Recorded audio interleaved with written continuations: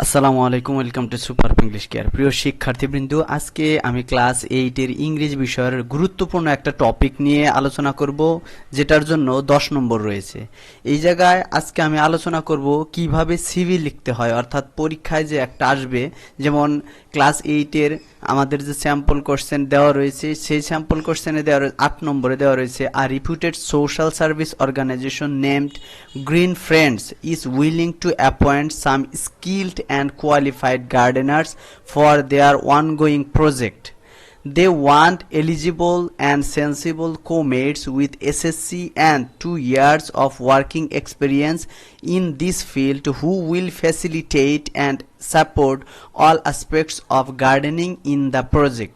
অর্থাৎ বলা হচ্ছে গ্রিন ফ্রেন্ডস নামে একটা প্রজেক্ট রয়েছে। এই প্রজেক্ট কিছু স্কিল এবং কোয়ালিফাইড অর্থাৎ দক্ষ এবং যারা যোগ্যতা সম্পন্ন রয়েছে কিছু গার্ডেনার নিয়োগ দেবেন। এখন তারা কেমন চায়? এলিজিবল এবং সেন্সিবল পার্সন চায় যাদের কমপক্ষে আর কি এসএসসি পাস রয়েছে, এসএসসি কমপক্ষে এসএসসি এবং 2 বছরের কি অভিজ্ঞতা রয়েছে, কাজ করার অভিজ্ঞতা রয়েছে, এই রকম লোকই চায়। আরেকটা বলা হয়েছে, if you think you are suitable and qualified candidate for this post, write a CV for the job. অর্থাৎ তুমি যদি মনে করো যে এই জবের জন্য তুমি কোয়ালিফাইড এবং উপযুক্ত, তোমার এই ক্যান্ডিডেট একজন ক্যান্ডিডেট হিসাবে এটার একটা সিভি লিখতে হবে। এখন সিভিতে কি কি থাকবে বলছে, এ জায়গায় বলছে the following points must be mentioned in your CV. Number এই জায়গায় দেওয়া রয়েছে bullet point, create a header with contact information, include career objectives, provide educational details, provide your relevant skills, describe your personal information and personal attributes, give 2 references. মূলত এই কয়টাই কমপক্ষে লিখতে হবে। এখন কিভাবে লিখতে হবে সেটা আমি একটা দেখাচ্ছি। আর এটা নিয়ে একটাই রয়েছে যে ক্লাস 10 এর যে সিভি রয়েছে সে জায়গায় কিন্তু সিভির সাথে কাভার লেটার লিখতে হয়। মূলত এই জায়গায় কাভার লেটারের কথা বলা হয়নি, সেই কারণে আমরা কাভার লেটার দেখাচ্ছি না। এখন সিভিটা কিভাবে লিখতে হবে পয়েন্ট বাই পয়েন্ট আমি দেখতেছি। এই জায়গায় কারিকুলাম ভিটার সংক্ষিপ্ত রূপ হচ্ছে সিভি অফ, আমি নাম দিয়েছি একজনের, মুহাল্লিল মুবিন, আর এই পাশে হচ্ছে রৌমারি কুড়িগ্রাম, মোবাইল নম্বর আর ইমেইল নম্বর। ওই জায়গায় কিন্তু বলা হয়েছে, তার মানে আমার এই জায়গায় প্রথম যে হেডার রয়েছে create a header with contact information, এই জায়গায় কিন্তু আমার এইটা হয়ে গেল এইটুকু। আর এই পাশে আমি একটা ছবির পার্ট দিয়েছি, যেহেতু সিভির মধ্যে ছবি থাকে সেটা দিয়েছি, এটা লিখে দেবে শিক্ষার্থী যারা রয়েছে। এরপরে বলা হয়েছে ক্যারিয়ার অবজেক্টিভ মানে তোমার যে চাকরি করতেছো এটার উদ্দেশ্যটা কি। To work hard in an organization with full determination and dedication to achieve organizational as well as personal goals, মানে এমন একটা প্রতিষ্ঠানে কাজ করা, হার্ড ওয়ার্ক করা, যেখানে মানে ডিটারমিনেশন এবং ডেডিকেশন সহ কাজ করা, যেখানে অর্গানাইজেশনাল, আর এর কাজের উদ্দেশ্য হচ্ছে কি মানে অর্গানাইজেশনের যে পারপাস রয়েছে সেইটা এবং নিজের যে গোল রয়েছে পার্সোনাল গোল অর্জন করা। তার মানে এইটা যে কোনো যাই আসুক, যে কোনো চাকরির ক্ষেত্রে এটা দিয়ে দিলেই হবে। এই জায়গায় কিন্তু বলা রয়েছে যে ক্যারিয়ার অবজেক্টিভটা দিতে হবে, ক্যারিয়ার অবজেক্টিভের জায়গায় এটা দিলে হয়ে যাবে। এই যে বলা হয়েছে ইনক্লুড ক্যারিয়ার অবজেক্টিভস, এখন আমি এই জায়গায় তাহলে অবজেক্টিভস যেহেতু বলছে এই জায়গায় ক্যারিয়ার অবজেক্টিভস দিয়ে দিচ্ছি। তাহলে এর ক্যারিয়ার অবজেক্টিভস গেল, এরপর হচ্ছে পার্সোনাল ডিটেইলস। এখন পার্সোনাল ডিটেইলসে এই জায়গায় যেহেতু কি নিজের নাম দেওয়া রয়েছে, তার মানে এখন কি আসবে ফাদার্স নেম, তারপরে মাদার্স নেম, তারপর ডেট অফ বার্থ। এখন যারা শিক্ষার্থী রয়েছে তাদের একটা বিষয় মনে রাখতে হবে, ডেট অফ বার্থটা তুমি কি দেবে। ডেট অফ বার্থ দেবে তোমার যে এই যে ধরো 2024 সালে তুমি একটা চাকরির অ্যাপ্লিকেশন করবা, তাহলে তোমার জন্ম যদি দাও 2000, যারা 8-এ পড়ো তাদের তো 2010, 12 এরকম ইয়েতে জন্ম, তাহলে ওইটা দিলে কি হবে না। তার মানে এই অনুযায়ী তোমার যেহেতু এসএসসি পাস করতে হবে, কমপক্ষে এসএসসি পাস করতে গেলে তোমার 15 বছর লাগবে, তারপরে আরো একটা চাকরি করতে হবে, চাকরির জন্য আরো কয় বছর, 2 বছর চাকরি করতে হবে, তাহলে 2 বছর 15 আর 2 17 গেল, তারপরে এইরকম ভাবে 17 বছর। আর আমি এই জায়গায় মূলত এইচএসসি পাস সহ দিয়েছি, এসএসসি চেয়েছে ওরা, আমি আরো একটা গ্রেড বাড়িয়ে দিয়েছি। তার মানে সেই কারণে আমি এই জায়গায় দিয়েছি কি জন্ম হচ্ছে 10-5-2004, তার মানে এই জায়গায় 2004-এর সাথে 15 যোগ করলে 19 হয়, তারপরে 2 বছর হচ্ছে ইন্টারমিডিয়েট পড়ার পর 2021 সালে সে ইন্টারমিডিয়েট পাশ করেছে। এখন ইন্টারমিডিয়েট পাশ করার পর সে চাকরির জন্য ওই যে একটা ইয়েতে চাকরি করতেছে, সেইটা চাকরি করতেছে 2 বছর চাকরি করতেছে, 2 বছরের বেশি, তার মানে 2024 সালে এখন উপযুক্ত। এই বিষয়টা খেয়াল রেখে তোমাদের ডেট অফ বার্থটা দিতে হবে। তারপর হচ্ছে পার্মানেন্ট অ্যাড্রেস, তোমার যে অ্যাড্রেস সেটা দিয়ে দেবে, এই জায়গায় আমি দিয়ে দিছি, আর এটা ফুল অ্যাড্রেসটাই দেবে।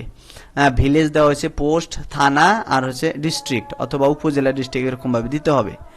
তারপরে হচ্ছে প্রেজেন্ট অ্যাড্রেস, আমি এটা লেখা কমানোর জন্য same as the permanent address, মানে প্রেজেন্ট অ্যাড্রেস এবং পার্মানেন্ট অ্যাড্রেস একই দেওয়া হয়েছে।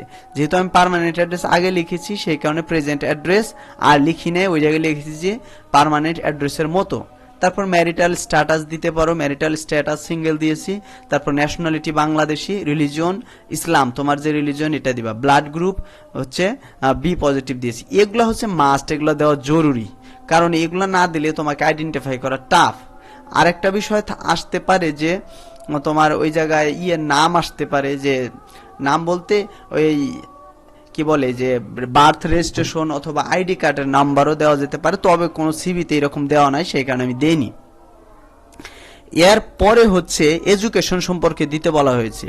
এই যে পার্সোনাল ইনফরমেশন তো গেল, তারপরে হচ্ছে প্রোভাইড এডুকেশনাল ডিটেইলস। এখন এডুকেশনাল ডিটেইলসে কি আসতেছে, এই যে এডুকেশন দিয়েছে, এডুকেশনে কয়টা ঘর আছে এটা দেখবে, 1 2 3 4 5টা, এই 5টা ঘর থাকবেই।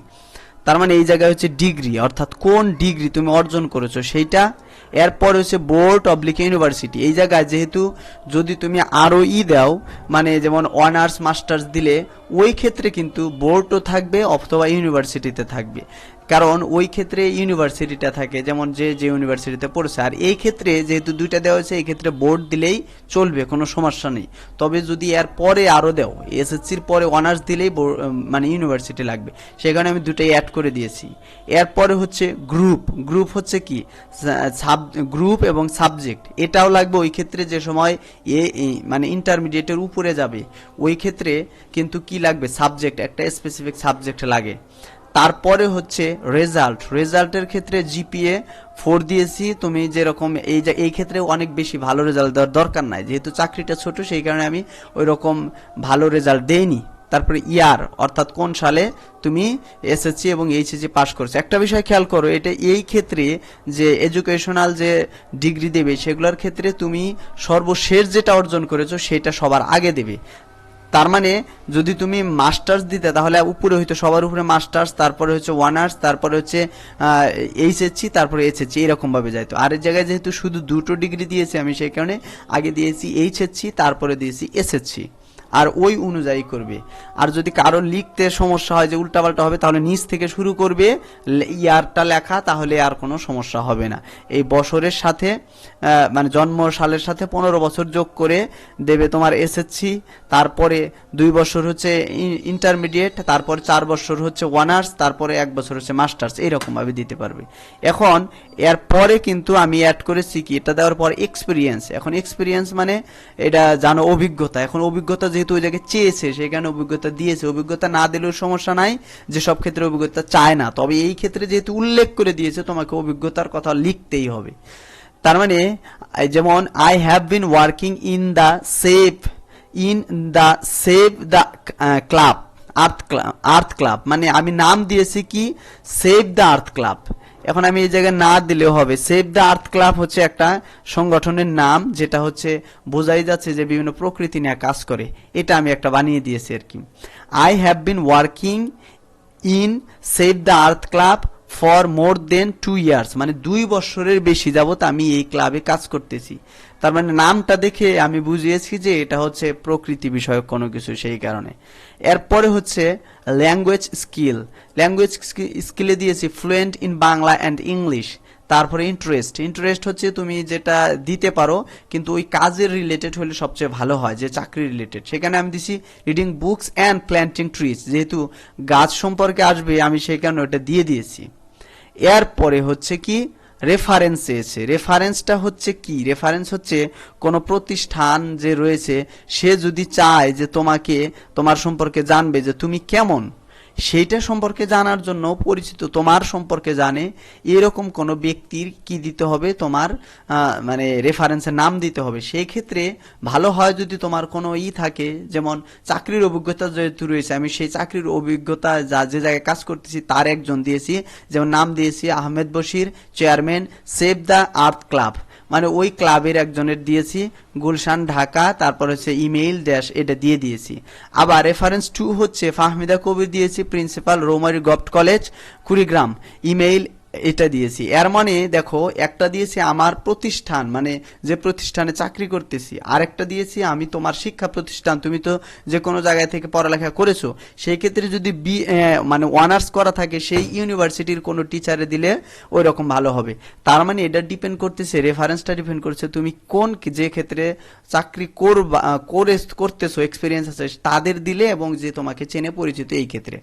আর সর্বশেষ রয়েছে কি সিগনেচার পার্টটাও জরুরি, সিগনেচার মানে লিখে তারপর উপরে একটা সিগনেচার দিয়ে দিলে হবে। আর এই রকম ভাবে কি করতে পারো, তোমরা সিভিটা লিখতে পারো। আর যারা টিচার রয়েছেন শিক্ষার্থীদের এই রকম ভাবে পড়াতে পারেন। আমার মনে হয় যারা শিক্ষার্থী রয়েছে এখন অবশ্যই বুঝতে পেরেছো কিভাবে এই সিভিটা লিখতে হবে। আর আরেকটা বিষয়, এটা যেহেতু অনার্স মাস্টার্স নেই সেই কারণে সাবজেক্টের বিষয়টা আসে নাই। এরপরে আমি আরেকটা করব, যাতে যেগুলো অনার্স মাস্টার দিলে কোন সাবজেক্ট কি দিতে হয় এটা উল্লেখ করে এবং আরো বড় করে করব ইনশাআল্লাহ। আর আমার ভিডিওটা কেমন লাগলো অবশ্যই জানাবে। যদি ভিডিওটা ভালো লেগে থাকে তাহলে অবশ্যই সুন্দর একটা কমেন্ট করবে, এবং আমার ফেসবুক পেজ রয়েছে সুপার ইংলিশ কেয়ার নামে, সেটাও ফলো করে দিবে, এবং আমার ইউটিউব চ্যানেল যেটা রয়েছে সেটাও সাবস্ক্রাইব করবে সুপার ইংলিশ কেয়ার নামে। ধন্যবাদ সবাইকে।